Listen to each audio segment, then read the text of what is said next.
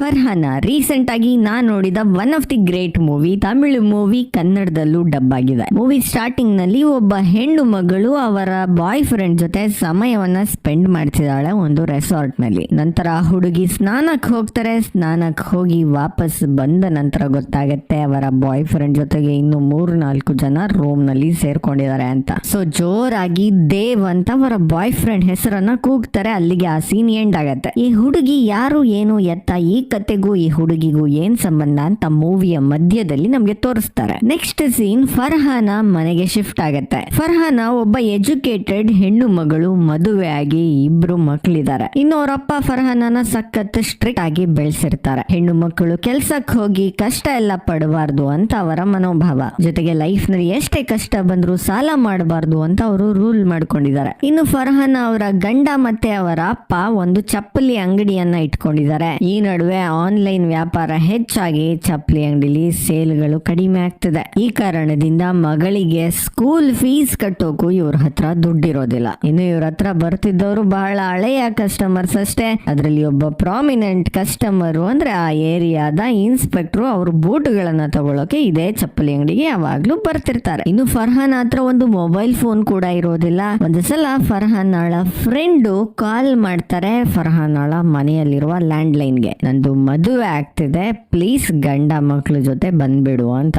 ಸರಿ, ಗಂಡನ ಕರ್ಕೊಂಡು ಮದುವೆಗೆ ಹೋಗ್ತಾರೆ. ಅಂಡ್ ಗಂಡನಿಗೆ ಹೇಳ್ತಾರೆ, ಮನೆಯಲ್ಲಿ ಸಿಕ್ಕಾಪಟ್ಟೆ ಕಷ್ಟ ಇದೆ, ನಾನು ಹೇಗಿದ್ರು ಎಜುಕೇಟೆಡ್ ಆಗಿದ್ದೀನಿ, ಯಾವ್ದಾದ್ರು ಕೆಲ್ಸಕ್ಕೆ ಸೇರ್ಕೊಂಡು ಸಂಬಳ ತಗೊಳ್ತೀನಿ ಅಂತ. ಅಂಡ್ ಇವ್ರು ಅಂದ್ಕೊಂಡಂತೆ ಆ ಮದುವೆ ಮನೆಯಲ್ಲಿ ಇವರ ಫ್ರೆಂಡ್ ಒಂದು ವಾಕ್ ಇನ್ ಇಂಟರ್ವ್ಯೂಗೆ ಇನ್ವಿಟೇಷನ್ ಕೂಡ ಕೊಡ್ತಾರೆ ಫರ್ಹಾನಾಗೆ. ಸೊ ಸ್ಟ್ರಿಕ್ಟ್ ಅಪ್ಪನ ಹತ್ರ ಹೇಗೋ ಪರ್ಮಿಷನ್ ತಗೊಂಡು ಗಂಡನ ಒಪ್ಪಿಗೆಯನ್ನ ಪಡೆದು ಇಂಟರ್ವ್ಯೂಗೆ ಹೋಗ್ತಾರೆ ಫರ್ಹಾನ. ಇದು ಒಂದು ಕಾಲ್ ಸೆಂಟರ್, ಬ್ಯಾಂಕ್ ಗಳಲ್ಲಿ ಕ್ರೆಡಿಟ್ ಕಾರ್ಡ್ ಅನ್ನ ಮಾರುವ ಕೆಲಸ. ಇಂಟರ್ವ್ಯೂ ಪಾಸ್ ಆಗ್ಬಿಡತ್ತೆ, ಇವರಿಗೆ ಕೆಲಸ ಕೂಡ ಸಿಕ್ಬಿಡತ್ತೆ. ಬಟ್ ಈಗ್ಲೂ ಸಹ ಇವರನ್ನ ಮನೆಯಲ್ಲಿ ಕೆಲಸಕ್ಕೆ ಕಳಿಸೋಕೆ ಇಷ್ಟ ಇಲ್ಲ.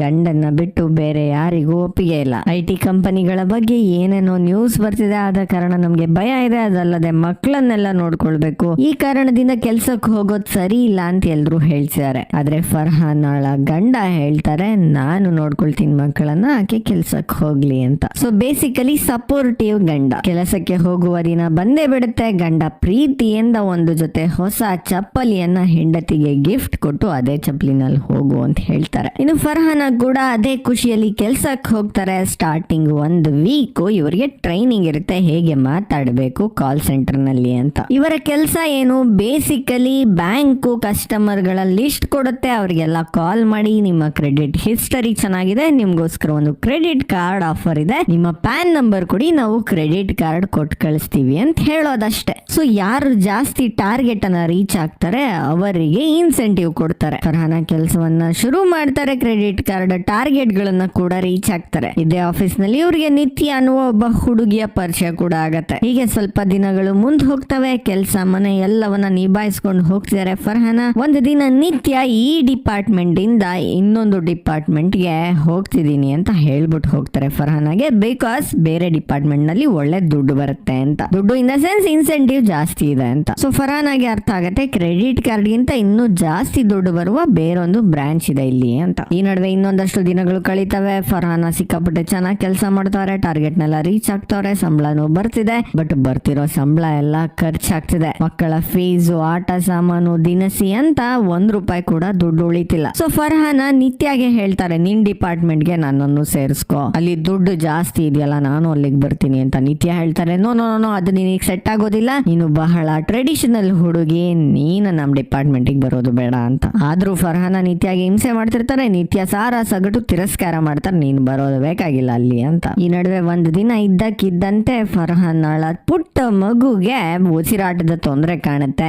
ಡಾಕ್ಟರ್ ಹೇಳ್ತಾರೆ, ಇವಳು ಪ್ರೀಮೆಚೂರ್ಡ್ ಬೇಬಿ ಆಗಿರೋದ್ರಿಂದ ಲಂಗ್ಸ್ ನಲ್ಲೆಲ್ಲ ನೀರ್ ತುಂಬಿಕೊಂಡಿದೆ, ಆದಷ್ಟು ಬೇಗ ಆಪರೇಷನ್ ಮಾಡ್ಬೇಕು, ನೀವು ಡಿಲೇ ಮಾಡಬಾರ್ದು ಅಂತ. ಆಪರೇಷನ್ ಗೆ ಸಿಕ್ಕಾಪಟ್ಟೆ ದುಡ್ಡು ಬೇಕಾಗಿದೆ, ಇವ್ರ ಹತ್ರ ದುಡ್ಡಿಲ್ಲ. ಸೊ ಸಾಲ ಮಾಡಿ ಮಗುವಿನ ಆಪರೇಷನ್ ನ ಮಾಡಿಸ್ತಾರೆ. ಅಂಡ್ ಮಗುವಿನ ಟ್ರೀಟ್ಮೆಂಟ್ ಗೆ ಇನ್ನು ಬಹಳಷ್ಟು ಹಣ ಬೇಕಾಗಿದೆ. ಇದೇ ಕೆಲಸದಲ್ಲಿದ್ರೆ ಈ ದುಡ್ಡನ್ನ ಹೊಂದ್ಸೋಕೆ ಆಗೋದಿಲ್ಲ ಅಂತ ಫರ್ಹಾನ ಡಿಸೈಡ್ ಮಾಡ್ತಾರೆ. ಸೊ ಈ ಸಲ ನಿತ್ಯಾಗೆ ಎಲ್ಲ ಕಷ್ಟವನ್ನ ಹೇಳ್ಕೊಂಡು ಕೇಳ್ತಾರೆ, ನನ್ಗೆ ಕ್ರೆಡಿಟ್ ಕಾರ್ಡ್ ನಲ್ಲಿ ಬರ್ತಿರೋ ಇನ್ಸೆಂಟಿವ್ ಸಾಕಾಗ್ತಿಲ್ಲ, ಪ್ಲೀಸ್ ನಿನ್ನ ಡಿಪಾರ್ಟ್ಮೆಂಟ್ ಗೆ ನನ್ನನ್ನ ಸೇರಿಸ್ಕೋ ಅಂತ. ನಿತ್ಯಾಗೆ ಈಗ್ಲೂ ಫರ್ಹಾನನ ಅವರ ಡಿಪಾರ್ಟ್ಮೆಂಟ್ ಗೆ ಕರ್ಕೊಂಡು ಹೋಗೋದು ಇಷ್ಟ ಇಲ್ಲ, ಆದ್ರೆ ಈಕೆಗೆ ದುಡ್ಡು ಬೇಕು ಅನ್ನುವ ವಿಚಾರದಿಂದ ಒಂದ್ ಕೆಲಸ ಮಾಡು, ಒಂದು ವಾರ ನಮ್ ಡಿಪಾರ್ಟ್ಮೆಂಟ್ ಬಾ, ನಿನ್ಗೆ ಇಷ್ಟ ಆದ್ರೆ ಕೆಲಸವನ್ನ ಮುಂದುವರ್ಸು ಅಂತ ಹೇಳಿ ತನ್ನ ಬಾಸ್ಗೆ ಹೇಳ್ಬಿಟ್ಟು ಇವರ ಡಿಪಾರ್ಟ್ಮೆಂಟ್ ಗೆ ಕರೆಸ್ಕೊತಾರೆ. ಈ ಡಿಪಾರ್ಟ್ಮೆಂಟ್ ನಲ್ಲಿ ಏನು ಕೆಲಸ, ಇದು ಒಂದು ಫ್ರೆಂಡ್ಶಿಪ್ ಚಾಟ್ ಅಂತ. ಸೊ ಕಾಲ್ ಸೆಂಟರ್ಗೆ ಯಾರೋ ಒಂದಷ್ಟು ವ್ಯಕ್ತಿಗಳು ಕಾಲ್ ಮಾಡ್ತಾರೆ, ಫ್ರೆಂಡ್ಲಿ ಆಗಿ ಈ ಹುಡುಗಿಯರು ಮಾತಾಡ್ಬೇಕು, ಒಂದು ನಿಮಿಷಕ್ಕೆ ಇಷ್ಟು ಅಂತ ದುಡ್ಡು ಚಾರ್ಜ್ ಮಾಡ್ತಾರೆ.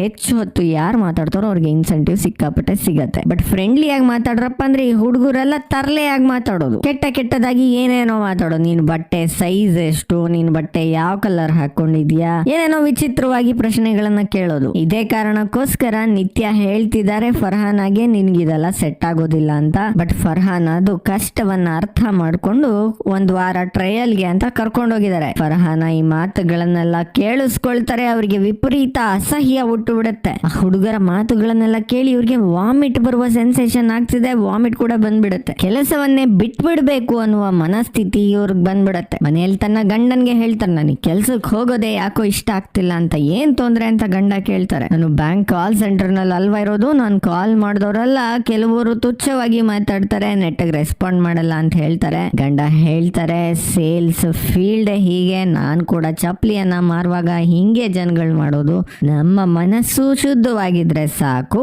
ನಾವು ಯಾರ ಬೈಗುಳಗಳನ್ನು ಅರ್ಥಕೊಳ್ಬೇಕಾಗಿಲ್ಲ, ಕಿವಿಗೆ ಹಾಕೊಳ್ಬೇಕಿಲ್ಲ ಅಂತ. ಇನ್ಫ್ಯಾಕ್ಟ್ ಗಂಡನಿಗೆ ಗೊತ್ತಿಲ್ಲ ಈ ಫ್ರೆಂಡ್ಶಿಪ್ ಚಾಟ್ ನಲ್ಲಿ ಏನೇನ್ ನಡೆಸಿದೆ ಅಂತ. ಅವರು ಇನ್ನು ಬ್ಯಾಂಕ್ ಕಾಲ್ ಸೆಂಟ್ರು, ಕ್ರೆಡಿಟ್ ಕಾರ್ಡ್ ಕಾಲ್ ಸೆಂಟ್ರು ಅಂತಲೇ ಅಂದ್ಕೊಂಡಿದ್ದಾರೆ. ಸೊ ಗಂಡನ ಮಾತು ಕೇಳಿ ಫರ್ಹಾನಾಗೆ ಅನ್ಸತ್ತೆ ಅವ್ರು ಹೇಳ್ತಿರೋದು ನಿಜ ಅಂತ. ಕೆಲ್ಸಕ್ಕೆ ವಾಪಸ್ ಹೋಗ್ತಾರೆ. ಈಗ ಫರ್ಹಾನ ಹೋಗೋರೆ ಕೆಲ್ಸಕ್ಕೆ. ನಿತ್ಯ ಈ ಕೆಲಸದ ರೂಲ್ ಗಳನ್ನ ಹೇಳ್ತಾರೆ. ನಾವು ಯಾರ ಜೊತೆ ಮಾತಾಡ್ತೀವೋ ಅವರಿಗೆ ನಮ್ಮ ನಿಜವಾದ ಹೆಸರನ್ನ ಹೇಳುವಂತಿಲ್ಲ. ನಾವು ಎಷ್ಟು ಹೊತ್ತು ಮಾತಾಡ್ತೀವೋ ಅಷ್ಟು ಜಾಸ್ತಿ ಇನ್ಸೆಂಟಿವ್ ನಮಗೆ ಸಿಗತ್ತೆ. ಅಂಡ್ ನಾವು ಮಾತಾಡ್ತಿರೋದನ್ನೆಲ್ಲ ರೆಕಾರ್ಡ್ ಮಾಡ್ತಾರೆ. ಕ್ವಾಲಿಟಿ ಕಂಟ್ರೋಲ್ ಟೀಮ್ ನವರು ಈ ರೆಕಾರ್ಡಿಂಗ್ ಅನ್ನ ರ್ಯಾಂಡಮ್ ಆಗಿ ಕೇಳಿಸ್ಕೊಳ್ತಾರೆ. ನಾವೇನಾದ್ರೂ ಬೇಕಂತ ಕಾಲ್ ಅನ್ನ ಕಟ್ ಮಾಡಿದ್ರೆ ಅಥವಾ ರೂಡ್ ಆಗಿ ಮಾತಾಡಿದ್ರೆ ನಮ್ಮನ್ನ ಕೆಲಸದಿಂದ ತೆಗೆದು ಬಿಡ್ತಾರೆ. ಹೆಸರು ಅಡ್ರೆಸ್ ನ ರಿವೀಲ್ ಮಾಡಿದ್ರೆ ಕೂಡ ಕೆಲಸದಿಂದ ತೆಗೆದು ಬಿಡ್ತಾರೆ ಅಂತ ಎಲ್ಲಾ ರೂಲ್ ಗಳನ್ನ ಹೇಳ್ತಾರೆ. ಅದರ ಜೊತೆಗೆ ಅವರೆಲ್ಲ ಕೆಟ್ಟದಾಗಿ ಮಾತಾಡ್ತಾರೆ ಅಂತ ನಾವೇನ್ ಕೆಟ್ಟದಾಗಿ ಮಾತಾಡಬೇಕಿಲ್ಲ, ಅವರನ್ನ ಸ್ವಲ್ಪ ಅವಾಯ್ಡ್ ಮಾಡ್ಕೊಂಡು ಜಾಸ್ತಿ ಹೊತ್ತು ಮಾತಾಡ್ಸಿದ್ರೆ ಅಷ್ಟೇ ಸಾಕು ಅಂತಲೂ ಹೇಳ್ತಾರೆ. ಸರಿ ಅಂತ ಫರ್ಹಾನ ಕೆಲಸವನ್ನ ಶುರು ಮಾಡ್ತಾರೆ. ಮೊದಲ ವ್ಯಕ್ತಿ ಕಾಲ್ ಮಾಡ್ತಾರೆ. ಆ ವ್ಯಕ್ತಿ ಕೂಡ ಕೆಟ್ಟದಾಗಿ ಏನೇನೋ ಮಾತಾಡ್ಸಿದ್ದಾರೆ. ಆತ ಕೆಟ್ಟದಾಗಿ ಮಾತಾಡ್ತಿದ್ದಂತೆ ಇವರು ಕಾಲನ್ನು ಕಟ್ಟೆ ಮಾಡ್ಬಿಡ್ತಾರೆ. ಸೊ ಫರ್ಹಾನಾಗೆ ಈಗ್ಲೂ ಅಸಹ್ಯ ಆಗ್ತಿದೆ ಈ ಮಾತುಗಳನ್ನು ಕೇಳಿಸ್ಕೊಳ್ಳಿಕ್ಕೆ. ಫರ್ಹಾನಾಗೆ ತಲೆ ಕೆಟ್ಟೋಗುತ್ತೆ. ಈ ಕೆಟ್ಟ ಮಾತುಗಳನ್ನ ಆಡೋದ್ರಿಂದ ಏನ್ ಸಿಗತ್ತೆ ಇವ್ರಿಗೆ, ಯಾಕೆ ಹಿಂಗ್ ಕೆಟ್ಟದಾಗಿ ಮಾತಾಡ್ತಾರೆ ಅಂತ. ಬಟ್ ಕೆಲವರಿಗೆ ಚಾಳಿ ಇರತ್ತೆ ಕೆಟ್ಟದಾಗಿ ಮಾತಾಡೋದು, ಏನು ಮಾಡೋಕ್ಕಾಗಲ್ಲ ಅಂತ ನಿತ್ಯ ಹೇಳ್ತಾರೆ. ಸರಿ ಹೇಗೋ ಅಡ್ಜಸ್ಟ್ ಮಾಡ್ಕೊಂಡು ಆ ದಿನವನ್ನ ಕಳೀತಾರೆ ಫರ್ಹಾನ. ಇನ್ನು ಫರ್ಹಾನ ತಾನು ಕಾಲ್ ಮಾಡುವಾಗೆಲ್ಲ ನನ್ನ ಹೆಸರು ಈಶಾ ಅಂತ ಆ ಕಡೆಯಿಂದ ಕಾಲ್ ಮಾಡಿರೋರ್ಗೆ ಹೇಳ್ತಿದ್ದಾರೆ. ಸೊ ಇವರ ಅನ್ವರ್ಥ ನಾಮ ಈಶಾ ಆಗಿದೆ. ಇನ್ನು ಇದೇ ಆಫೀಸ್ ನಲ್ಲಿ ಸೋಫಿಯಾ ಅನ್ನುವ ಒಬ್ಬ ಹುಡುಗಿ ಕೂಡ ಇರ್ತಾರೆ. ಅವರು ಸಿಕ್ಕಾಪಟ್ಟ ಆಕ್ಟಿವ್, ಪಕ್ಷಿಗಳಿಗೆ ಆಹಾರ ಹಾಕೋದು, ಲೈಫ್ ನಲ್ಲಿ ತುಂಬಾ ಚಿಲ್ ಮಾಡೋದು, ಪಾರ್ಟಿಗಳನ್ನ ಅಟೆಂಡ್ ಮಾಡೋದು, ಖುಷಿಯಾಗಿರೋದು, ಯಾವಾಗ್ಲೂ ಫ್ರೆಂಡ್ಲಿ ಆಗಿರೋದನ್ನೆಲ್ಲ ಅವರು ಮಾಡ್ತಿರ್ತಾರೆ. ಫರ್ಹಾನಾಗೆ ಸೋಫಿಯಾಳನ್ನ ನೋಡಿ ಖುಷಿ ಆಗ್ತಿರತ್ತೆ ಆಗಾಗ. ಇನ್ನು ಫರ್ಹಾನಾಳಿಗೆ ಈಗ್ಲೂ ಈ ಕೆಲಸ ಸೆಟ್ ಆಗ್ತಾ ಇಲ್ಲ. ಇವರು ತುಂಬಾ ಸುಸಂಸ್ಕೃತವಾಗಿ ಮಾತಾಡ್ಲಿಕ್ಕೆ ಹೋಗ್ತಾರೆ. ಆ ಕಡೆಯಿಂದ ಮಾತಾಡ್ತಿರೋರು ತುಚ್ಛವಾಗಿ ಮಾತಾಡ್ತಿದ್ದಾರೆ. ದುಡ್ಡು ತಗೊಂತಿಲ್ವಾ, ನಿನ್ಗೂ ಕೆಟ್ಟದಾಗ ಮಾತಾಡೋಕೆ ಏನ್ ರೋಗ ಅಂತ ಬೈತಿದ್ದಾರೆ. ಇದನ್ನೆಲ್ಲ ಕೇಳಿಸ್ಕೊಂಡು ಇವ್ರ ಕಣ್ಣಲ್ಲಿ ನೀರೇ ಬಂದ್ಬಿಡತ್ತೆ. ಸಾಕಾಯ್ತಪ್ಪ ಈ ಕೆಲಸ, ವಾಪಸ್ ಕ್ರೆಡಿಟ್ ಕಾರ್ಡ್ಗೆ ಹೋಗ್ಬಿಡ್ತೀನಿ ಅಂತ ಫರ್ಹಾನ ಡಿಸೈಡ್ ಮಾಡ್ಕೊಂಡ್ ಕೂತವ್ರೆ. ಅಷ್ಟರಲ್ಲಿ ಮತ್ತೊಂದು ಕಾಲ್ ಬರುತ್ತೆ ಇವ್ರಿಗೆ. ಇದುವರೆಗೂ ಎಲ್ರು ತುಚ್ಛವಾಗಿ ಮಾತಾಡ್ತಿದ್ರು. ಈಗ ಆ ಕಡೆಯಿಂದ ಮಾತಾಡ್ತಿರುವ ವ್ಯಕ್ತಿ ತುಂಬಾ ಸಭ್ಯತೆಯಿಂದ ಮಾತಾಡ್ತಿದ್ದಾನೆ. ಕೈನಲ್ಲಿ ಸಿಗರೆಟ್ ಇದೆ. ಅವನ ಮುಖವನ್ನ ನಮ್ಗೆ ತೋರಿಸ್ತಿಲ್ಲ, ಬಟ್ ವಾಯ್ಸ್ ಮಾತ್ರ ಕೇಳ್ತಿದೆ. ಆತ ಕೂಡ ತನ್ನ ಹೆಸರನ್ನ ಹೇಳೋದಿಲ್ಲ. ತುಂಬಾ ಫಿಲಾಸಫಿಕಲ್ ಆಗಿ ಮಾತಾಡ್ಸಿದ್ದಾರೆ. ನನಗೆ ತುಂಬಾ ಬೇಜಾರಾಗಿತ್ತು, ಯಾರ ಹತ್ರನಾದ್ರೂ ಮಾತಾಡ್ಬೇಕು ಅನಿಸ್ತು, ಅದಕ್ಕೋಸ್ಕರ ಕಾಲ್ ಮಾಡಿದೆ ಅಂತ ಹೇಳ್ತಾರೆ. ಸೋಫಿಯಾಗೆ ವಿಚಿತ್ರ ಅನ್ಸತ್ತೆ, ಇವನೇನಪ್ಪ ಇಷ್ಟ ಚೆನ್ನಾಗಿ ಮಾತಾಡ್ಸಿದಾನೆ, ಕಾಲ್ ಮಾಡಿದವರೆಲ್ಲ ಕೆಡ್ಗೆಡ್ದಾಗ ಮಾತಾಡ್ತಿದ್ರು ಅಂತ. ಈಗ ಮೇಲ್ ವಾಯ್ಸ್ ಮಾತನ್ನ ಮುಂದುವರ್ಸತ್ತೆ. ನಿಮ್ಮ ವಾಯ್ಸ್ ತುಂಬಾ ಫ್ರೆಂಡ್ಲಿ ಆಗಿದೆ. ಈಗ ನಾನು ಸಿಗರೇಟ್ ಸೇತಾ ಇದ್ದೀನಿ, ಪ್ಲೀಸ್ ನಿಮ್ ಜೊತೆ ಕುತ್ಕೊಂಡು ಸಿಗರೇಟ್ ಸೇದೋಕೆ ಪರ್ಮಿಷನ್ ಕೊಡಿ, ನನ್ನ ಜೊತೆ ಕಾಫಿ ಕುಡೀರಿ, ಅಟ್ಲೀಸ್ಟ್ ಕಾಫಿ ಕುಡಿಯೋ ತರ ಪ್ರಿಟೆಂಡ್ ಮಾಡಿ ಅಂತ ಹೇಳತ್ತೆ. ಒಳ್ಳೆ ಹುಚ್ಚ ಹುಡ್ಗ ಇದು ಅಂತ ಇವ್ರು ಕೂಡ ಪ್ರಿಟೆಂಡ್ ಮಾಡ್ಲಿಕ್ಕೆ ಶುರು ಮಾಡ್ತಾರೆ. ಅಂಡ್ ಇವರ ಕಾನ್ವರ್ಸೇಷನ್ ಸ್ಮೂತ್ ಆಗಿ ನಡೀತಿದೆ. ನಿನ್ನ ವಾಯ್ಸ್ ಕೇಳಿ ನನ್ನ ಬೇಜಾರೆಲ್ಲ ಹೋಗ್ತು ಅಂತ ಹೇಳ್ತಿದೆ ಆ ಪುರುಷ ಧ್ವನಿ. ಅಂಡ್ ನನ್ನನ್ನ ಇಷ್ಟೊಂದು ಯಾರು ಹೊಗಳೇ ಇಲ್ಲ ನಾನು ಹುಡ್ತಾಗಿನ ಅಂತ ಫರ್ಹಾನ ಹೇಳ್ತಾರೆ. ಇಬ್ರು ಫ್ರೆಂಡ್ಶಿಪ್ ಅಲ್ಲಿಂದ ಶುರುವಾಗತ್ತೆ. ಫರ್ಹಾನ ಮನೆಗೆ ಮೆಟ್ರೋದಲ್ಲಿ ವಾಪಸ್ ಹೋಗ್ಬೇಕು ಹೋಗ್ಬೇಕಾದ್ರೆ ಕೂಡ ಆ ಪುರುಷ ಧ್ವನಿನೇ ಇವ್ರಿಗೆ ಕೇಳ್ತಿದೆ. ಆತನ ಮಾತುಗಳೇ ಎಲ್ಲಾ ಕಡೆ ಪ್ರತಿಧ್ವನಿಸ್ತಿದೆ. ಇನ್ನು ಇವರ ಕಾಲ್ ಗಳನ್ನೆಲ್ಲ ರೆಕಾರ್ಡ್ ಮಾಡ್ತಾ ಕ್ವಾಲಿಟಿ ಅಶ್ಯೂರೆನ್ಸ್ ಟೀಮ್ ಕೇಳಿಸ್ಕೊಳ್ತಿದೆ. ಅದರಲ್ಲಿ ಪೃಥ್ವಿ ಅನ್ನೋ ಒಬ್ಬ ಹುಡುಗ ಇದ್ದಾನೆ, ಆತ ಕೂಡ ಇವರ ಕಾಲ್ ಗಳನ್ನೆಲ್ಲ ಯಾವಾಗ್ಲೂ ಕೇಳಿಸ್ಕೊಳ್ತಿದ್ದಾನೆ. ಇನ್ನು ಅವತ್ತಿನ ನೆಕ್ಸ್ಟ್ ಡೇ ಕೂಡ ಪುರುಷ ಧ್ವನಿ ಕಾಲ್ ಮಾಡಿದೆ ಈಶಾಳ ಜೊತೆ ಮಾತಾಡ್ಬೇಕು ಅಂತ. ಈಶಾ ಅಂದ್ರೆ ಯಾರು? ಫರ್ಹಾನ ಕೂಡ ಮಾತಾಡ್ಲಿಕ್ಕೆ ಹಾತೊರಿತಿರ್ತಾರೆ. ನಾನು ಕಾಲ್ ಅನ್ನ ಕಟ್ ಮಾಡಿದ್ರೆ ಮತ್ತೊಬ್ಬ ವ್ಯಕ್ತಿ ಕಾಲ್ ಮಾಡ್ಬಿಡ್ತಾನೆ, ನನ್ ಜೊತೆ ನೀವು ಮಾತಾಡ್ಬೇಕು ಅಂತ.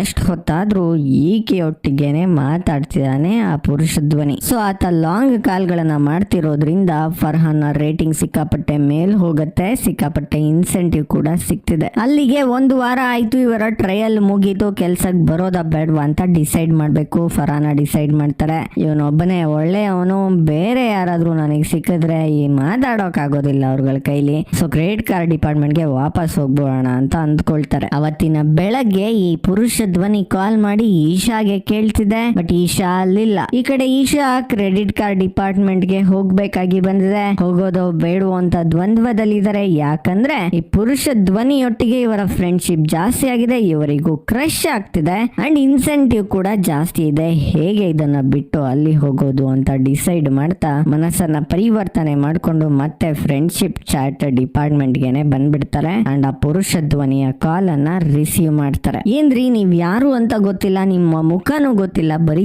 ಧ್ವನಿಯೊಟ್ಟಿಗೆ ಮಾತಾಡ್ತಿದೀನಿ, ಆದ್ರೂ ಕೂಡ ನಿಮ್ಮನ್ನ ಮಿಸ್ ಮಾಡ್ಕೊಂಡೆ, ನಿಮ್ ಜೊತೆ ಮಾತಾಡೋಕ್ ಆಗೋದೇ ಇಲ್ವೇನೋ ಅನ್ನಿಸ್ಬಿಡ್ತು, ನನಗೆ ತುಂಬಾ ಟೆನ್ಷನ್ ಆಯ್ತು ಅಂತ ಪುರುಷ ಧ್ವನಿ ಹೇಳ್ತಿದೆ. ಫರ್ಹಾನ ಹೇಳ್ತಾರೆ, ನನಗೆ ಕೂಡ ಮನಸ್ಸಿನಲ್ಲಿರುವ ವಿಷಯಗಳನ್ನ ಮಾತಾಡ್ಲಿಕ್ಕೆ ಯಾರು ಇರಲಿಲ್ಲ, ಈಗ ನೀವೊಬ್ರು ಸಿಕ್ಕಿದಿರಿ, ಮುಕ್ತವಾಗಿ ಮಾತಾಡಬಹುದು ಅಂತ.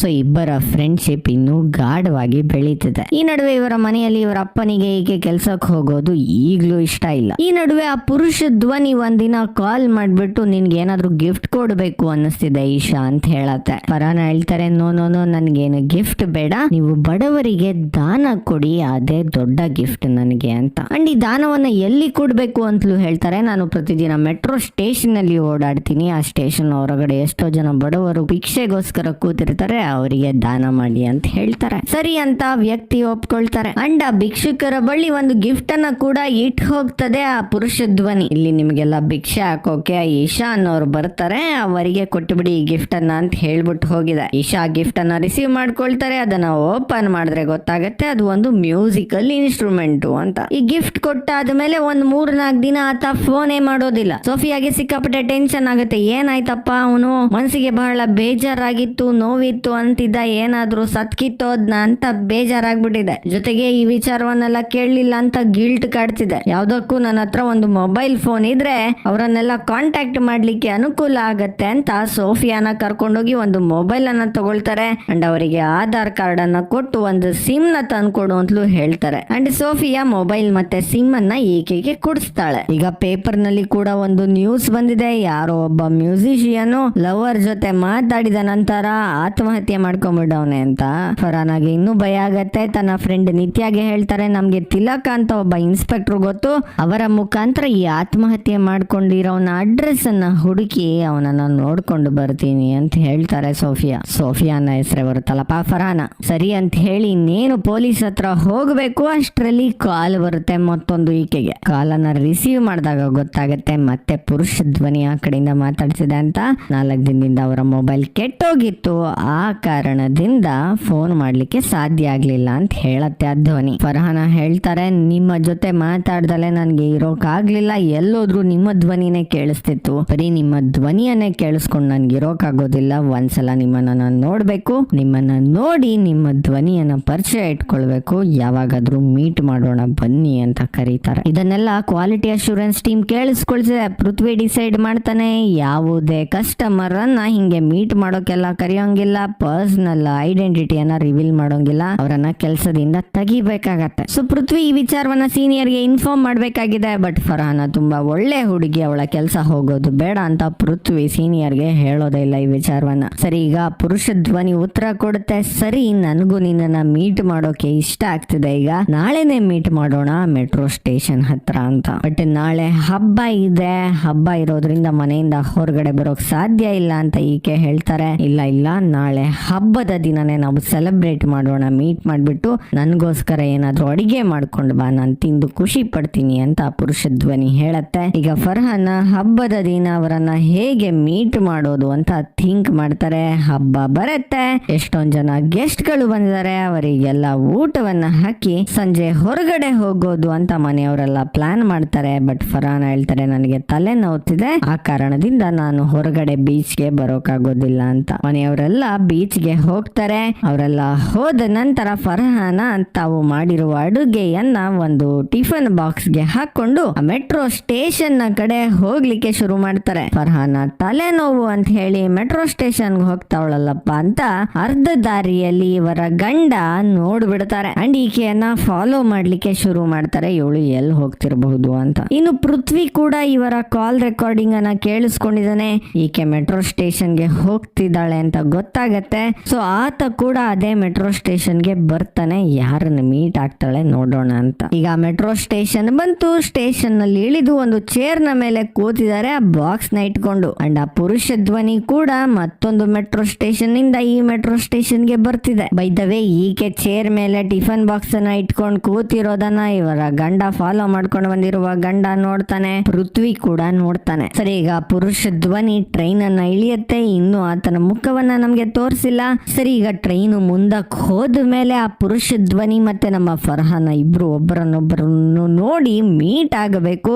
ಅಂಡ್ ಫರ್ಹಾನ ಗಂಡನ ಹತ್ರ ಸಿಕ್ಕಾಕೊಳ್ಬೇಕು. ಅಷ್ಟರಲ್ಲಿ ಫರ್ಹಾನಾಗೆ ಒಂದು ಕಾಲ್ ಬರುತ್ತೆ. ಕಾಲ್ ಮಾಡಿರೋದು ನಿತ್ಯ. ಕಾಲ್ ಮಾಡ್ಬಿಟ್ಟು ಜೋರಾಗಿ ಅಳ್ತಿದ್ದಾರೆ. ಏನಾಯ್ತು ಅಂತ ಕೇಳಿದ್ರೆ, ಸೋಫಿಯಾ ಸತ್ತೋಗ್ಬಿಟ್ಲು ಅಂತ ಹೇಳ್ತಿದ್ದಾರೆ. ಯಾರದು ಸೋಫಿಯಾ? ಈಕಿಗೆ ಮೊಬೈಲ್ ಅನ್ನೆಲ್ಲ ಕೊಡ್ಸಿದ್ಲಲ್ಲ ಆ ಸೋಫಿಯಾ. ಇವಳಿಗೂ ಸಿಕ್ಕಾಪಟ್ಟೆ ಶಾಕ್ ಆಗತ್ತೆ. ಅಯ್ಯೋ, ನನ್ನ ಕ್ಲೋಸ್ ಫ್ರೆಂಡು, ನಮ್ ಜೊತೆ ಎಲ್ಲ ಕೆಲಸ ಮಾಡ್ತಿದ್ದವಳಿಗೆ ಏನಾಯ್ತಪ್ಪ ಸಡನ್ ಆಗಿ ಯಾಕೆ ಸತ್ತೋದ್ಲು ಅಂತ. ಆಗ ನಿತ್ಯ ಹೇಳ್ತಾರೆ, ಅವಳು ಕೂಡ ನಿಂತರನೆ ಕಾಲ್ ನಲ್ಲಿ ಯಾರನ್ನು ಮೀಟ್ ಮಾಡ್ಲಿಕ್ಕೆ ಅಂತ ಹೋಗಿದ್ಲು. ಅವರಿಬ್ಬರ ನಡುವೆ ಫ್ರೆಂಡ್ಶಿಪ್ ಸಿಕ್ಕಾಪಟ್ಟೆ ಗಾಢವಾಗಿ ಬೆಳೀತು. ಒಂದು 4-5 ಸಲ ಅವರು ಮೀಟ್ ಆದ್ರು. ಆ ವ್ಯಕ್ತಿಯ ಹೆಸರು ಡೇವ್ ಅಂತ. ಆ ಡೇವ್ ನ ಜೊತೆ ಇವತ್ತು ಕೂಡ ರೆಸಾರ್ಟ್ ನಲ್ಲಿ ಮೀಟ್ ಆಗಿದ್ಲು ಸೋಫಿಯಾ. ಮೀಟ್ ಎಲ್ಲ ಆದ್ಮೇಲೆ ಡೇವ್ ನ ರೂಮ್ ಗೆ ಡೇವ್ ನ 4-5 ಫ್ರೆಂಡ್ ಗಳು ಕೂಡ ಬಂದ್ಬಿಟ್ಟಿದ್ರಂತೆ. ಅವರೆಲ್ಲ ಇವಳ ಮೇಲೆ ಮುಗಿಬಿದ್ರಂತೆ. ಸೋಫಿಯಾ ಅವರ ಜೊತೆ ಫೈಟ್ ಮಾಡಿದ್ಲಂತೆ.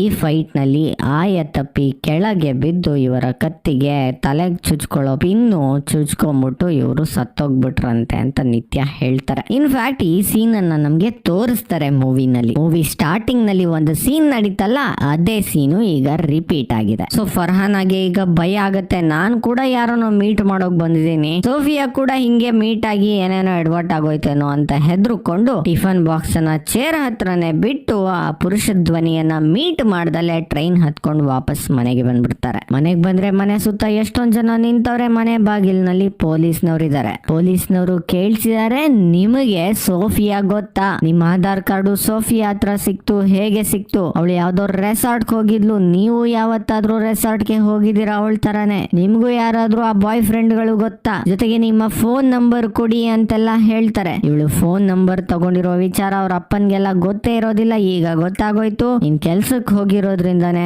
ಹಾಳಾಗೋಗ್ಬಿಟ್ಟಿದ್ಯಾ ಅಂತ ಅವ್ರಪ್ಪ ಚೆನ್ನಾಗಿ ಬೈದ್ರು ಮಗಳಿಗೆ. ಅಂಡ್ ಫರ್ಹಾನ ಪೊಲೀಸರಿಗೆ ಹೇಳಿದ್ರು, ಸೋಫಿಯಾ ಮತ್ತೆ ನಾನು ಕೊಲಿಗೂ ಆದ ಕಾರಣ ಆಧಾರ್ ನಂಬರ್ ಕೊಟ್ಟು ಸಿಮ್ ಕಾರ್ಡ್ ಅನ್ನ ತಗೊಳ್ಳೋಕೆ ಹೋಗಿದ್ದೆ, ಮೊಬೈಲ್ ಫೋನ್ ಅನ್ನ ಅವಳ ಜೊತೆ ತಗೊಂಡೆ, ಅದು ಬಿಟ್ಟು ಬೇರೆ ಏನು ಗೊತ್ತಿಲ್ಲ, ಅವಳ ಪರ್ಸನಲ್ ವಿಷಯ ಅಂತ. ಪೊಲೀಸ್ನವರು ಈಕೆಯ ಫೋನ್ ನಂಬರ್ ಅನ್ನ ತಗೊಂಡು ಅಗತ್ಯ ಬಿದ್ದಲ್ಲಿ ನಿಮ್ಗೆ ಕಾಲ್ ಮಾಡ್ತೀವಿ ಬನ್ನಿ ಅಂತ ಹೇಳ್ಬಿಟ್ಟು ಅಲ್ಲಿಂದ ಹೋಗ್ಬಿಡ್ತಾರೆ. ಅಂಡ್ ಸೋಫಿಯಾ ಡಿಸೈಡ್ ಮಾಡ್ತಾರೆ, ಇನ್ಮೇಲೆ ನಾನು ಕೆಲ್ಸಕ್ಕೆ ಹೋಗೋದು ಬೇಡ ಅಂತ. ಬಟ್ ಗಂಡ ಹೇಳ್ತಾರೆ, ನೀನೇನು ತಪ್ಪು ಮಾಡಿಲ್ಲ ಅಂದ್ಮೇಲೆ ಹೆದರ್ಕೊಳ್ಳೋದು ಯಾಕೆ? ನೀನು ಮನೆಯಲ್ಲೇ ಇದ್ರೆ ಜನಗಳು ಹೇಳ್ತಾರೆ ಅವಳೇನೋ ತಪ್ಪು ಮಾಡೋಳೆ, ಅದಕ್ಕೆ ಮನೇಲೆ ಇರಿಸ್ಕೊಂಡ್ರು ಅಂತ. ನೀನೇನು ತಪ್ಪು ಮಾಡಿಲ್ಲ ಅಂದಾಗ ಧೈರ್ಯವಾಗಿ ಕೆಲ್ಸಕ್ಕೆ ಹೋಗು, ಯಾರಿಗೂ ಹೆದರ್ಬೇಡ ಅಂತ. ಈ ಕಡೆ ಆಫೀಸ್ ನಲ್ಲಿ ಸೋಫಿಯಾ ತೀರಿ ಹೋದ ನಂತರ ಮತ್ತೆ ಸೇಫ್ಟಿ ಟ್ರೈನಿಂಗ್ ಅನ್ನ ಕೊಡ್ಸಿದ್ದಾರೆ. ಯಾವ ಕಸ್ಟಮರ್ಗೂ ನಿಮ್ಮ ಐಡೆಂಟಿಟಿಯನ್ನ ರಿವೀಲ್ ಮಾಡಬೇಡಿ, ಅಡ್ರೆಸ್ ಕೊಡಬೇಡಿ, ಅವರನ್ನ ಮೀಟ್ ಮಾಡಬೇಡಿ. ಆ ವಿಚಾರ ಏನಾದ್ರು ನಮ್ಮ ಕಿವಿಗೆ ಬಿದ್ರೆ ನಿಮ್ಮನ್ನೆಲ್ಲ ಕೆಲಸದಿಂದ ತೆಗೆದು ಬಿಡ್ತೀವಿ, ಪೊಲೀಸ್ನವ್ರಿಗೆ ಹೇಳ್ತೀವಿ, ಅವರಿಗೂ ನಮಗೂ ಸಂಬಂಧ ಇಲ್ಲ ಅಂತ. ಸೊ ಫರ್ಹಾನಾಗೆ ಗೊತ್ತಾಗತ್ತೆ, ನಾನು ಆ ಪುರುಷ ಧ್ವನಿಯನ್ನ ಮೀಟ್ ಮಾಡೋದು ಬೇಡ, ಅದು ಡೇಂಜರಸ್ ಅಂತ. ಅವತ್ತು ಮತ್ತೆ ಪುರುಷ ಧ್ವನಿ ಕಾಲ್ ಮಾಡುತ್ತೆ, ಈಶಾ ಯಾಕೆ ನನ್ನ ಮೀಟ್ ಮಾಡ್ತೀನಿ ಅಂತ ಬಂದ್ಬಿಟ್ಟು ಮೀಟ್ ಮಾಡೋಕ್ ಬರ್ಲೇ ಇಲ್ಲ, ನಾನು ಇಡೀ ದಿನ ಸ್ಟೇಷನ್ ಅಲ್ಲಿ ನಿನ್ಗೋಸ್ಕರ ಕಾಯ್ತಿದ್ದೆ, ಸಿಕ್ಕವ್ರನ್ನೆಲ್ಲ ನೀನೇ ಅನ್ಕೊಂಡ್ ನೋಡ್ತಿದ್ದೆ, ಸಿಕ್ಕಾಪಟ್ಟೆ ಹರ್ಟ್ ಆಯ್ತು ನನ್ಗೆ ಅಂತ. ಫರ್ಹಾನ ಹೇಳ್ತಾರೆ, ಇದು ಫ್ರೆಂಡ್ಶಿಪ್ ಚಾಟ್ ಅಷ್ಟೇ, ಮುಖಾಮುಖಿ ಭೇಟಿ ಆಗೋದು ಬೇಡ, ಫೋನ್ ನಲ್ಲೇ ಮಾತಾಡೋಣ ಸಾಕು ಅಂತ. ಹಾಗಿದ್ಮೇಲೆ ನನ್ನನ್ನು ಯಾಕೆ ಕರೆದೆ? ಅಮ್ಮನ್ ಕಳ್ಕೊಂಡಿರುವ ಮಗುವಿನ ತರ ಎಲ್ಲಾ ಕಡೆ ನೀನು ಹುಡುಕ್ತೆ, ನನ್ನ ಎಷ್ಟೊಂದು ಮರ್ಯಾದೆ ಹೋಯ್ತು ನಂದು. ಇವತ್ ನೋಡಿದ್ರೆ ನಿನ್ಗೂ ನನ್ಗೂ ಸಂಬಂಧನೇ ಇಲ್ಲ ಅನ್ನೋ ತರ ಮಾತಾಡ್ತಿದ್ಯಾ, ನನ್ಗೆ ಒಂಚೂರು ಬೆಲೆನೇ ಇಲ್ವಾ ಅಂತ ಬೇಜಾರು ಮಾಡ್ಕೊಳ್ತಾರೆ ಆ ಪುರುಷ ಧ್ವನಿ. ಅಂಡ್ ನನ್ಗೆ ತುಂಬಾ ನೋವನ್ನ ಕೊಡ್ತಿದ್ಯಾ ಅಂತಲೂ ಹರ್ಟ್ ಆಗಿ ಹೇಳ್ತದೆ ಪುರುಷ ಧ್ವನಿ. ಫರ್ಹಾನ್ ಹೇಳ್ತಾರೆ no no no no no ಇದೆಲ್ಲ ಸೆಂಟಿಮೆಂಟ್ ಗಳು ಬೇಡ, ಫ್ರೆಂಡ್ಶಿಪ್ ಚಾಟ್ ಆಗಿ ಇಟ್ಕೊಳ್ಳೋಣ ಅಂತ ತೀರಾ ಬೇಜಾರು ಮಾಡ್ಕೊಂಡು ಪುರುಷ ಧ್ವನಿ ಕಾಲನ್ನ ಕಟ್ ಮಾಡ್ಬಿಡುತ್ತೆ. ಇದಾದ್ಮೇಲೆ ಸ್ವಲ್ಪ ದಿನಗಳವರೆಗೆ ಆ ವ್ಯಕ್ತಿ ಕಾಲ್ ಮಾಡೋದೆಲ್ಲ ಸೋಫಿಯಾ ಆ ವ್ಯಕ್ತಿಯನ್ನ ತುಂಬಾ ಮಿಸ್ ಮಾಡ್ಕೊಳ್ತಾರೆ. ಆ ವ್ಯಕ್ತಿಯನ್ನ ಬಿಟ್ಟು ಬೇರೆ ಯಾರ್ಯಾರೋ ಕಾಲ್ ಮಾಡ್ತಾರೆ. ಅವರ ಕಾಲ್ ಗಳನ್ನೆಲ್ಲ ಇವರು ನೆಟ್ಟಾಗಿ ರಿಸೀವ್ ಮಾಡಿ ಮಾತಾಡ್ತಿಲ್ಲ, ಪಟ್ ಪಟ್ ಅಂತ ಕಟ್ ಮಾಡ್ತಾವ್ರೆ. ಇದು ಮ್ಯಾನೇಜರ್ಗೆ ಗೊತ್ತಾಗತ್ತೆ. ಯಾಕಮ್ಮಿ ಹಿಂಗ್ ಕಟ್ ಮಾಡ್ತಿದ್ಯಾ, ನೀನು ಬೇರೆ ಏನಾದ್ರೂ ಮಾತನಾಡೋಕೆ ವಿಷಯವನ್ನ ಹುಡ್ಕೊಂಡು ಮಾತಾಡು ಅಂತ ಅಡ್ವೈಸ್ ಮಾಡ್ತಾರೆ. ಫರ್ಹಾನ್ ಹೇಳ್ತಾರೆ ನನ್ಗೆ ಇದು ಸೆಟ್ ಆಗ್ತಿಲ್ಲ ಸರ್, ವಾಪಸ್ ನನ್ನ ಕ್ರೆಡಿಟ್ ಕಾರ್ಡ್ ಕಂಪ್ನಿಗೆ ಕಳಿಸ್ಬಿಡಿ, ಅಲ್ಲೇ ಹೋಗ್ಬಿಟ್ಟು ನನ್ನ ಕಸ್ಟಮರ್ ಸರ್ವಿಸ್ ಏಜೆಂಟ್ ಆಗಿರ್ತೀನಿ ಅಂತ. ಸರಿ 2 ವಾರ ನನಗೆ ಟೈಮ್ ಕೊಡು, 2 ವಾರದವರೆಗೂ ನೀನ್ ಇಲ್ಲೇ ಮ್ಯಾನೇಜ್ ಮಾಡು ಅಂತ ಮ್ಯಾನೇಜರ್ ಹೇಳ್ತಾರೆ. ಈ ನಡುವೆ ಫರ್ಹಾನ್ ಆಗಿ ಪಶ್ಚಾತ್ತಾಪ ಆಗ್ತಿದೆ, ನಾನೇನಾದ್ರೂ ಹರ್ಟ್ ಮಾಡ್ಬಿಟ್ನಾ ಪುರುಷ ಧ್ವನಿಗೆ ಅಂತ. ಆತನ ತಪ್ಪಿಲ್ದಲೇನೆ ಅವನ ಮೇಲೆ ಅನುಮಾನ ಪಟ್ಟು ಅವನನ್ನ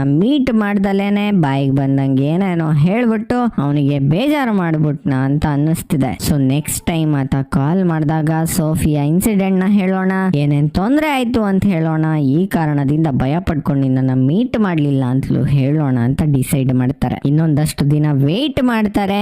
ನಂತರ ಪುರುಷ ಧ್ವನಿಯ ಕಾಲ್ ಮತ್ತೆ ಬರುತ್ತೆ. ಕಾಲ್ ಮಾಡಿ ಅವರು ಸೈಲೆಂಟ್ ಆಗಿದ್ದಾರೆ. ಅವರು ಸೈಲೆಂಟ್ ಆಗಿದ್ದ ತಕ್ಷಣ ಫರ್ಹಾನ್ ಆಗಿ ಗೊತ್ತಾಗ್ಬಿಡುತ್ತೆ ಇದು ಅದೇ ಪುರುಷ ಧ್ವನಿ, ಇದು ಕಾಲು ಅಂತ. ಮುಖ ಅರಳೋಗ್ಬಿಡುತ್ತೆ, ಸಿಕ್ಕಾಪಟ್ಟೆ ಖುಷಿ ಆಗತ್ತೆ. ಫೈನಲಿ ಅವ್ರ ಜೊತೆ ಮತ್ತೆ ಮಾತನಾಡುವ ಅವಕಾಶ ಸಿಕ್ತು ಅಂತ ಫರ್ಹಾನ ಸಂತೋಷದಿಂದ ಹೇಗಿದ್ದೀರಾ ಅಂತ ಕೇಳ್ತಾರೆ. ಆ ಕಡೆಯಿಂದ ಪುರುಷ ಧ್ವನಿ ಮಾತಾಡೋದಿಲ್ಲ. ಫರ್ಹಾನ್ ಹೇಳ್ತಾರೆ ಹಲೋ ನನ್ ಮಾತು ಕೇಳಿಸ್ತಿಲ್ವಾ ಅಂತ. ಆಗ ಪುರುಷ ಧ್ವನಿ ಹೇಳುತ್ತೆ ಫರ್ಹಾನ ಅಂತ. ಅರಳಿರುವ ಮುಖ ಒಂದೇ ಕ್ಷಣದಲ್ಲಿ ಬಾಡೋಗ್ಬಿಡುತ್ತೆ ಫರ್ಹಾನಾಗೆ. ಆತನಿಗೆ ನನ್ನ ಹೆಸರು ಹೇಗೆ ಗೊತ್ತಾಯ್ತು ಅಂತ ವಿಪರೀತ ಶಾಕ್ ಇವರ ಮುಖದ ಮೇಲೆ ಕಾಣ್ತಿದೆ. ಪುರುಷ ಧ್ವನಿ ಮಾತನ್ನ ಮುಂದುವರ್ಸತ್ತೆ. ಏನಮ್ಮೆ ಮುಖ ನೋಡ್ತೀನಿ ಅಂತ ಮಾರಿಸ್ಬಿಟ್ಟು ಒಂದು ದಿನ ಫುಲ್ಲು ನನ್ನನ್ನ ವೆಯ್ಟ್ ಮಾಡಿಸ್ಬಿಟ್ಟು ಈಗ ಮುಖ ನೋಡೋದು ಬೇಡ ಬರೀ ಮಾತಾಡೋಣ, ಇದು ಫ್ರೆಂಡ್ಶಿಪ್ ಚಾಟು ಹಂಗೆ ಹಿಂಗೆ ಅಂತ ಡೈಲಾಗ್ ಹೊಡಿತ್ಯಾ, ನಿಮ್ಗೆ ನಂಗಿಂತ ಕೆಟ್ಟದಾಗಿ ಮಾತಾಡೋರೆ ಸರಿ ಅಲ್ವಾ ಅಂತ ಹೇಳ್ತಾರೆ. ಜೊತೆಗೆ ನಿಮ್ಮ ಆಫೀಸು ಬ್ರಿಗೇಡ್ ರೋಡ್ ಅಲ್ಲಿರುವ ಪ್ರೆಸ್ಟೀಜ್ ಬಿಲ್ಡಿಂಗ್ ನ 8ನೇ ಫ್ಲೋರ್ ನಲ್ಲಿದೆ. ಅಲ್ಲಿಂದ ಪ್ರತಿದಿನ 7 ಗಂಟೆಗೆ ಆ ಮೆಟ್ರೋ ಸ್ಟೇಷನ್ಗೆ ಹೋಗುವ ಒಬ್ಬಳೆ ಹುಡುಗಿ ನೀನು. ಆ ಮುದ್ದು ಮುಖವನ್ನ ನನ್ಗೆ ಯಾವತ್ತೂ ಮರೆಯೋಕೆ ಸಾಧ್ಯ ಇಲ್ಲ. ಆ ಮೆಟ್ರೋ ಸ್ಟೇಷನ್ ಅಲ್ಲಿ ಇಳಿದು ಶೇರ್ ಆಟೋದಲ್ಲಿ ಮನೆಗೆ ಹೋಗ್ತಾ ಇದ್ರೆ ನಿನ್ನನ್ನು ನೋಡಿ ನನಗೆ ಖುಷಿ ಆಗ್ತಿರತ್ತೆ. ನಿಮ್ಮ ಮನೆಯಲ್ಲಿ ನಿನ್ ಗಂಡ, 2 ಮಕ್ಳ ಜೊತೆಗೆ ನಿಂಗೆ 2 ಅಕ್ಕ ಇದ್ದಾರೆ, ನಿಮ್ಮ ಅಪ್ಪನೂ ಇದಾರಲ್ವಾ ಅಂತ ಹೇಳ್ತಾರೆ. ಅಂಡ್ ಆ ಪುರುಷ ಧ್ವನಿಯ ವಾಯ್ಸ್ ನಲ್ಲಿ ಈಗ ಪ್ರೀತಿ ಇಲ್ಲ ದ್ವೇಷ ಕಾಣ್ತಿದೆ. ನೀನ್ ಇಡೀ ಫ್ಯಾಮಿಲಿ ಅಡ್ರೆಸ್ ನನಗೆ ಗೊತ್ತು, ನೀನ್ ಇಡೀ ಹಿಸ್ಟರಿ ನನಗೆ ಗೊತ್ತು ಅಂತ ಪುರುಷ ಧ್ವನಿ ಹೇಳುತ್ತೆ. ಫರ್ಹಾನ ಹೇಳ್ತಾರೆ ನೀನ್ ತುಂಬಾ ಒಳ್ಳೆಯವನಿದ್ದೆ, ಈಗ ಯಾಕೆ ನನ್ನ ಹಿಂಗೆ ಫಾಲೋ ಮಾಡ್ತಿದ್ಯಾ, ಇದು ತಪ್ಪಲ್ವಾ ಅಂತ.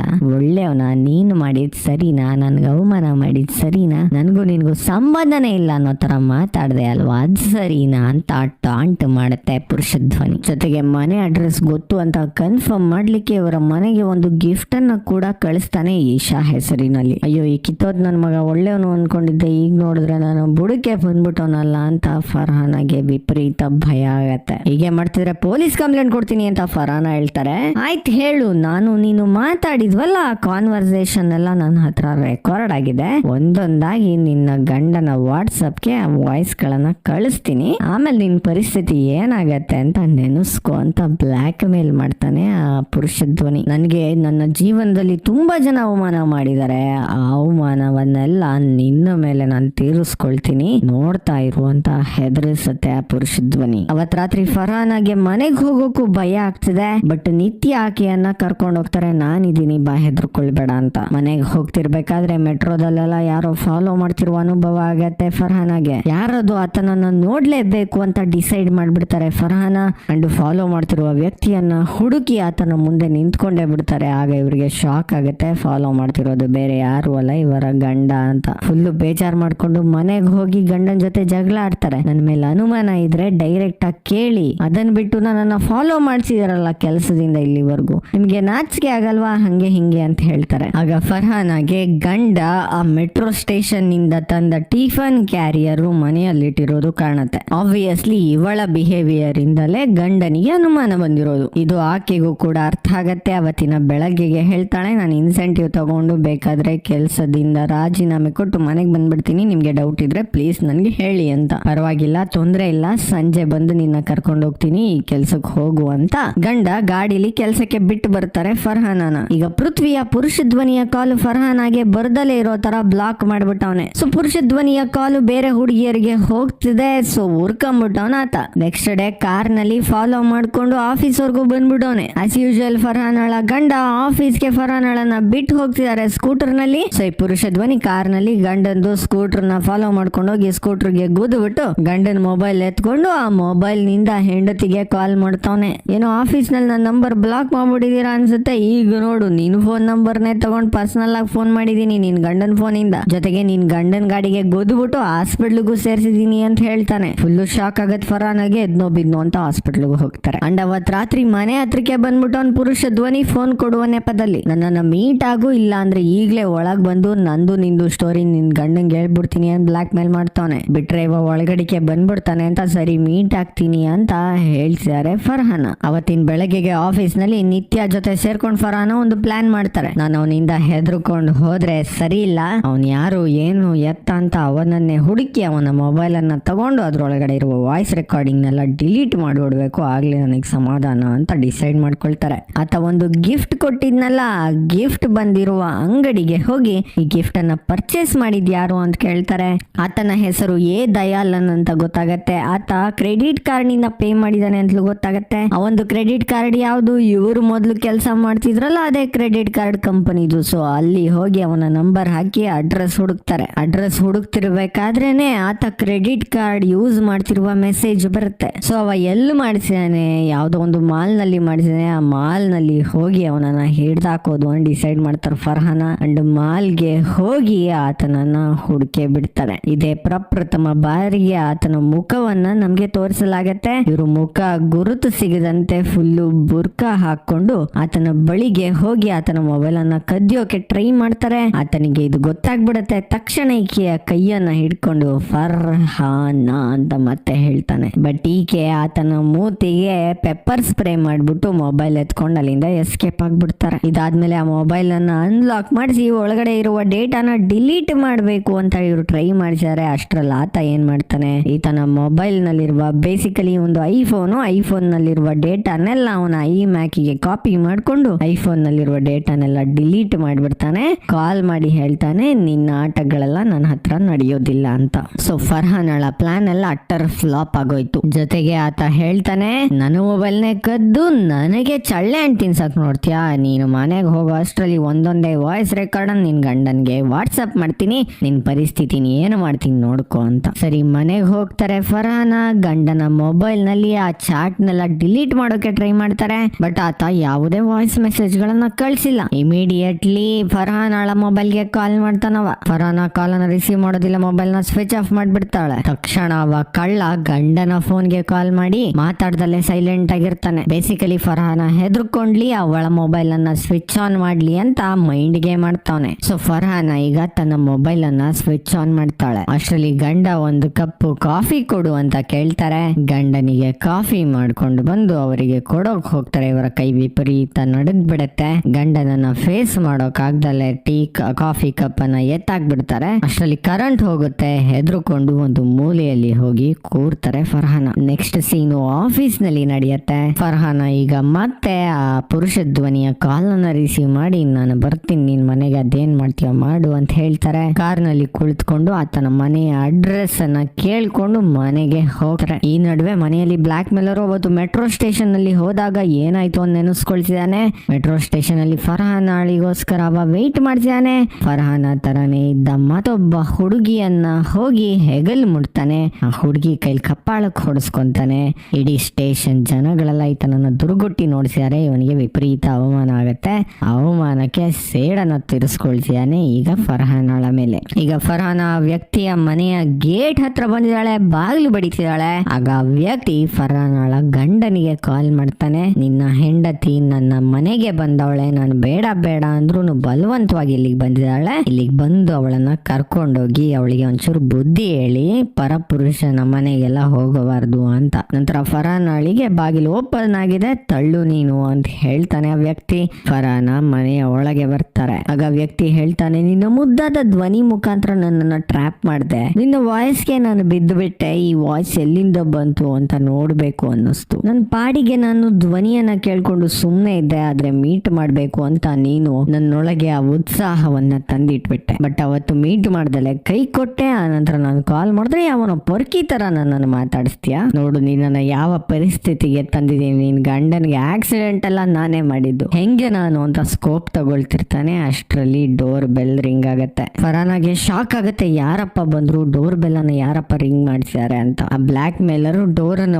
ಓಪನ್ ಮಾಡ್ತಾನೆ. ಹೊರಗಡೆ ಫರಾನರ ಗಂಡ ನಿಲ್ಸಿದ್ದಾರೆ. ಫರಾನ ತಲೆ ತಗ್ಗಿಸಿ ನಿಂತಿದ್ದವರು ಗಂಡನ ಕಡೆ ತಿರುಗಿ ನೋಡ್ತಾರೆ. ಆಗ ನಮ್ಗೆ ಒಂದು ಫ್ಲಾಶ್ ಬ್ಯಾಕ್ ಅನ್ನ ತೋರಿಸ್ತಾರೆ. ನಿನ್ನೆ ರಾತ್ರಿ ಕಾಫಿ ಕೊಡುವಾಗ ಕೈ ನಡಗ್ಬಿಟ್ಟು ಕಾಫಿಯನ್ನ ಚೆಲ್ಲಿದ್ರು, ತಕ್ಷಣ ಕರೆಂಟ್ ಹೋಯ್ತು. ಇವರು ಹೆದರ್ಕೊಂಡು ಒಂದು ಮೂಲೆಯಲ್ಲಿ ಕುತ್ಕೊಂಡು ಅಳ್ತಿದ್ರು. ಆಗ ಗಂಡ ಕೇಳಿದ್ರು ಏನಾಯ್ತು ಅಂತ. ನಡೆದಿದ್ದೆಲ್ಲವನ್ನ ಫರಾನ ಹೇಳಿದ್ರು. ಈತ ಫ್ರೆಂಡ್ಲಿ ಆಗಿ ಮಾತಾಡ್ಲಿಕ್ಕೆ ಶುರು ಮಾಡ್ದ, ನಂತರ ನನ್ನ ಬ್ಲಾಕ್ ಮೇಲ್ ಮಾಡ್ಲಿಕ್ಕೆ ಶುರು ಮಾಡ್ದ ಅಂತ. ಗಂಡ ಕೇಳಿದ್ರು ನಿನ್ಗೆ ಆತ ಇಷ್ಟ ಆಗಿದ್ನ ಅಂತ. ಫರಾನ ಹೇಳಿದ್ರು ಹೌದು, ಬಟ್ ಫ್ರೆಂಡ್ ತರ ಇಷ್ಟ ಆಗಿದ್ದ ಅಷ್ಟೇ ಅಂತ. ಇಷ್ಟೆಲ್ಲ ಆದ್ರೂ ಸಹ ನನ್ನ ಹತ್ರ ಹೇಳಿಲ್ವಲ್ಲ ನೀನು, ಮೊದ್ಲೇ ಹೇಳಬೇಕಾಗಿತ್ತಾನೆ ಅಂತ ಗಂಡ ಹೇಳಿದ್ರು. ನಂತರ ಗಂಡ ತಮ್ಮ ಕುಟುಂಬ ಸ್ನೇಹಿತರಾದ ಪೊಲೀಸ್ ಇನ್ಸ್ಪೆಕ್ಟರ್ ಹತ್ರ ಕರ್ಕೊಂಡೋದ್ರು ಹೆಂಡತಿಯನ್ನ. ಅಂಡ್ ಪೊಲೀಸ್ ಹೇಳಿದ್ರು ನನಗೆ ಕೆಲವೊಂದು ಸಾಕ್ಷಿಗಳು ಬೇಕಾಗಿವೆ, ನೀನು ಮತ್ತೆ ಆ ವ್ಯಕ್ತಿ ಮಾತಾಡಿದ್ರಲ್ಲ ವಾಯ್ಸ್ ರೆಕಾರ್ಡಿಂಗ್ ಅನ್ನ ಹೇಗಾದ್ರೂ ಮಾಡಿ ತಂದ್ಕೊಡು ಅಂತ. ಸೊ ಫರಾನ